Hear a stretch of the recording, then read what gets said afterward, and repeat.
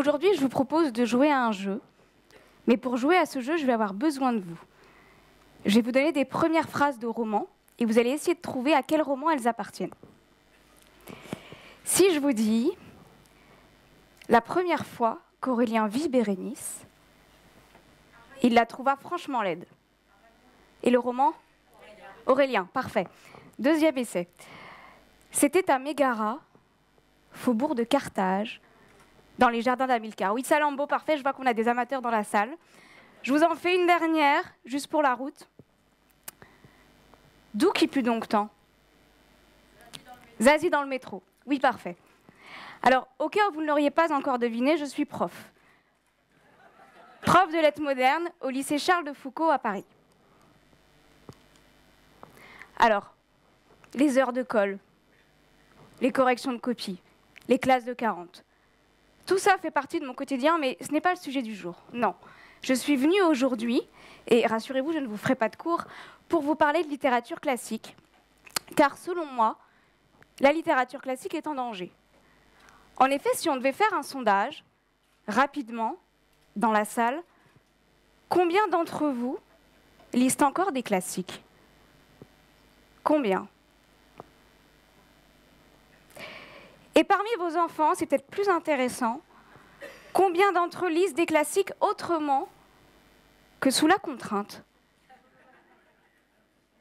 Combien d'entre eux traversent les égouts de Paris avec Marius et Jean Valjean, chassent Moby Dick sur un baleinier ou volent au secours d'Anne d'Autriche avec D'Artagnan ? Combien ? Je sais qu'ils sont de moins en moins nombreux et je sais qu'aujourd'hui, lorsque je donne un livre à lire à mes élèves, je sens dans leur regard un muet, mais implorant « Allô, non mais allô, quoi ? Tu veux me faire lire un livre alors qu'il y a un film ?» Voilà, tout est dit. Aujourd'hui, les élèves ne veulent plus lire le livre, ils veulent voir le film. À mon époque, quand j'étais lycéenne, les élèves consentaient encore à lire le livre, ou alors à lire le profil. Vous savez, ce petit livre rouge et jaune qui vous expliquait l'œuvre en une trentaine de pages. Oui, je vois qu'il y a des amateurs dans la salle. Eh bien, aujourd'hui, c'est fini. Les élèves veulent voir le film. L'image, le son, la vitesse. Mais surtout pas en VO sous-titré, parce que là, il faudrait lire les sous-titres et ça serait un peu trop compliqué. Donc, de manière générale, les jeunes générations lisent de moins en moins de littérature classique. Et par manque de temps, par manque d'intérêt, parce qu'on a toujours mieux à faire, et peut-être aussi un peu, il faut bien le dire, par paresse, nous lisons de moins en moins de littérature classique. Et moi, en fait, je vous avoue, j'ai qu'une peur, c'est qu'un jour, cette littérature classique, elle disparaisse. Complètement. Alors, je vous disais que les jeunes générations lisaient de moins en moins de littérature classique. C'est vrai. C'est vrai, mais elles lisent, et elles lisent beaucoup. Elles lisent d'autres types de littérature. Elles lisent des blogs, des articles, des mangas, des bandes dessinées. Et elles lisent sur papier, mais aussi sur numérique.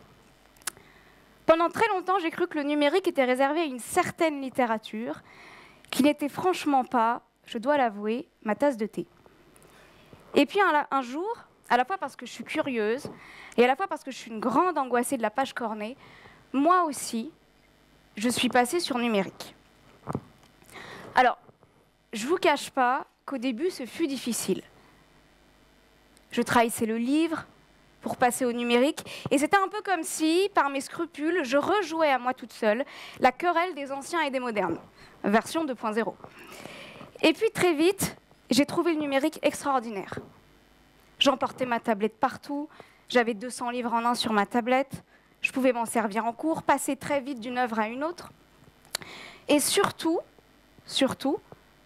j'ai vu l'incroyable intérêt de mes élèves pour le numérique.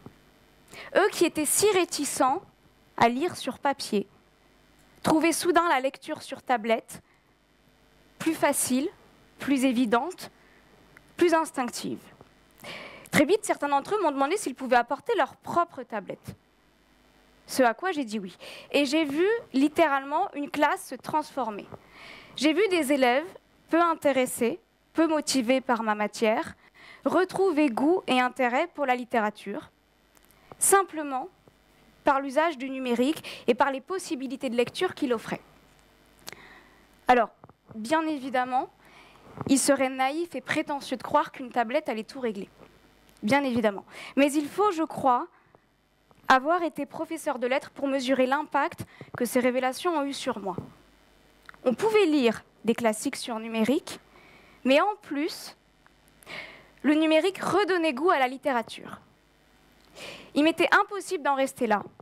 Et parce qu'une tablette coûte cher, j'ai essayé de réfléchir à un autre support sur lequel proposer un autre accès à la littérature classique. Alors, contrairement à ce que l'on pense souvent, l'enseignement de la littérature passe davantage par la lecture de nombreux textes que par la lecture de quelques grandes œuvres. Et vos enfants seront probablement meilleurs en français en lisant de très nombreux textes qu'en lisant un énorme pavé que vous leur aurez imposé en disant oh, « Pour le bac français, il faut absolument que tu aies lu l'éducation sentimentale. » Et partant de ce constat, j'ai eu l'idée d'une application qui permettrait d'avoir accès facilement et n'importe où à plusieurs textes de littérature classique en même temps, et pourquoi pas même à un texte différent par jour.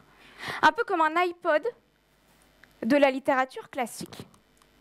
366 textes qui seraient réunis sur une seule et même application, des textes qui seraient commentés, expliqués, introduits et accompagnés de jeux pour pouvoir tester ses connaissances. N'étant pas moi-même ingénieure en informatique, j'ai fait appel à ma mère, ingénieure et développeur, pour m'aider dans cette aventure. L'idée de l'application Un texte un jour était née, il nous fallait maintenant l'inventer. Alors, vous n'êtes pas sans savoir qu'à la fin de la guerre de Troie, Ulysse n'est pas tout de suite rentré à Ithaque vérifier si Pénélope était en train de le tromper. Il y eut Circé, les sirènes, le cyclope, Charybde des Scylla. Et je vous rassure, nous aussi, nous avons eu nos tempêtes. Pour ma part, il m'a fallu trouver 366 textes, les trouver, les expliquer, les introduire. Il m'a fallu rédiger plus de 150 biographies d'auteurs et plus de 2000 questions de littérature classique et contemporaine. Sur le plan technique, ce fut plus compliqué, et c'est là qu'être à deux dans une telle aventure se révèle inestimable.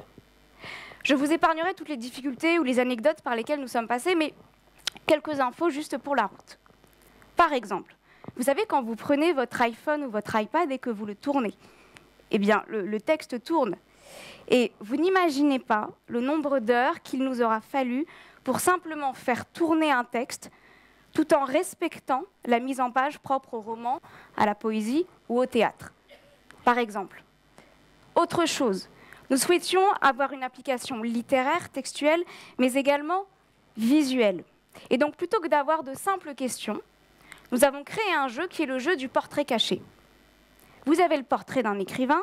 Ce portrait est divisé en cases, 6, 16 ou 42 cases, ces cases correspondant à un nombre de questions. Lorsque vous répondez correctement aux questions, eh bien, le portrait de l'écrivain se dévoile. Nous avons aussi des statistiques pour que vous ayez accès à vos bonnes et mauvaises réponses, pour que vous voyez vos progrès. Vous avez aussi un accès aux textes les plus lus, les plus appréciés n'étant pas nécessairement les plus lus. Voilà ce que nous avons essayé de faire, une application, nous l'espérons, originale, différente et surtout pédagogique. Après quelques mois de travail, Un texte un jour est sorti sur iPhone et iPad le 26 octobre 2012. Cette application est gratuite et comporte une option à 89 centimes qui vous permet d'archiver les textes dans la base de données. Eh bien, il faut savoir que depuis près de 10 mois, Un texte un jour est numéro 2 sur l'App Store français sur le mot-clé littérature, juste derrière l'application littéraire du Figaro et juste devant l'application d'Apple destinée aux étudiants. Nous avons été téléchargés plus de 18 000 fois et nous avons aussi un compte Twitter, Un texte un jour, qui a plus de 1000 abonnés. Pas si mal pour des tweets qui parlent de Racine, Boileau ou Proust. D'ailleurs, si Proust avait eu Twitter, peut-être aurait-il écrit « Longtemps, j'ai tweeté de bonne heure ».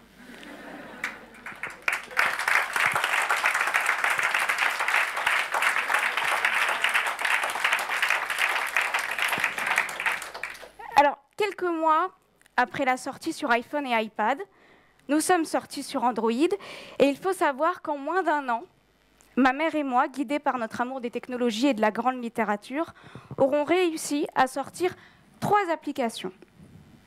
Un texte un jour, mais aussi un poème un jour et A Text a Day.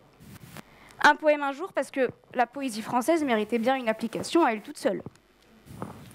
Mais aussi A Text a Day parce que la littérature est universelle et qu'elle doit se lire dans toutes les langues, surtout la littérature anglo-saxonne.